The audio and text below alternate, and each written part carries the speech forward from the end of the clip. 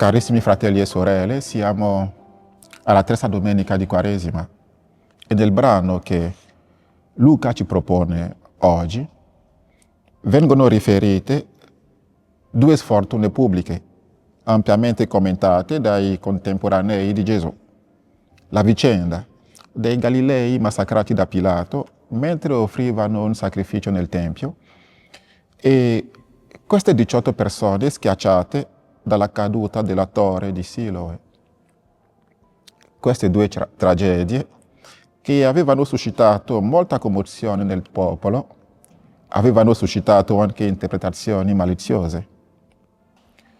Si diceva che per aver subito una simile sorte, queste persone dovevano necessariamente essere dei grandi peccatori, gravemente colpevoli davanti a Dio. Ricordatevi il discorso fra Giobbe e i suoi amici nel libro di Giobbe, capitolo 32 e seguenti, ecco, in cui l'amico di Giobbe dice che Dio non può agire così senza che Giobbe non abbia commesso un peccato. Ecco. Quindi Dio rende a ognuno secondo la sua opera. Al di là di questo giudizio affrettato su persone che certamente meritavano più compassione e solidarietà, esiste anche un altro pericolo più grave: il rischio di darsi la coscienza pulita pensando di essere migliori degli altri e quindi meno esposti alle sventure. Interrogato su questo argomento, Gesù dà una risposta, direi enigmatica. E la sua risposta la sviluppa in due momenti, in due tempi.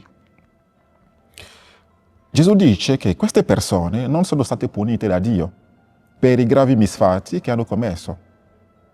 Non erano più colpevoli degli altri che avevano anche essi bisogno di conversione. E aggiunge: se non vi convertite, perirete tutti come loro. E quindi questi eventi sono un invito alla conversione, direi un invito provvidenziale alla conversione. E per confermare, per dare conferma a questa urgenza di conversione, Gesù offre la parabola del fico sterile e conclude la sua parabola con parole terribili. Dice che: Signore, lascialo anche questo anno, finché li avrò zappato attorno e avrò messo il concime. Forse porterà frutto in futuro, altrimenti lo taglierai. Cari fratelli e sorelle, ogni uomo è come un albero sterile a cui Dio dà una seconda possibilità. Breve o lunga sia la nostra vita, è solo una grazia concessa dal Signore per produrre frutti di giustizia e di bene. Fratelli e sorelle, il tempo stringe. Dio accetta di essere paziente, ma fino a quando? Gesù Cristo afferma che le disgrazie non sono castighi di Dio. E il Salmo di questa domenica ci ricorda anche che Dio, lungi dal vendicarsi dei nostri peccati, dà piuttosto al colpevole il tempo di convertirsi. Il Salmo dice: benedici il Signore, anima mia, perché Egli perdona tutti i tuoi peccati e ti guarisce da ogni malattia. Reclama la tua vita dalla tomba e ti incorona di amore e di tenerezza. Il Signore è tenero e misericordioso, lento all'ira e pieno di amore. Come il cielo governa la terra, così forte è il suo amore per coloro che lo temono. Ecco, la pazienza del Signore. Cari fratelli e sorelle, facciamo notare che se Gesù dichiara che non esiste un nesso, un legame diretto tra la drammatica sorte subita da queste vittime e la loro colpa personale, è chiaro che esiste un nesso, un legame tra il peccato e il male morale che colpisce il mondo.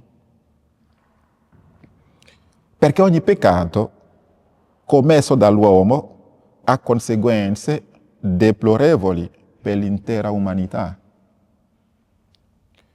Fratelli e sorelle, attraverso queste parole scottanti, che è importante prendere sul serio, Gesù ci invita a guardare in faccia la realtà, a prendere coscienza della precarietà della nostra vita per cogliere l'opportunità che ci viene offerta e che forse non si ripeterà.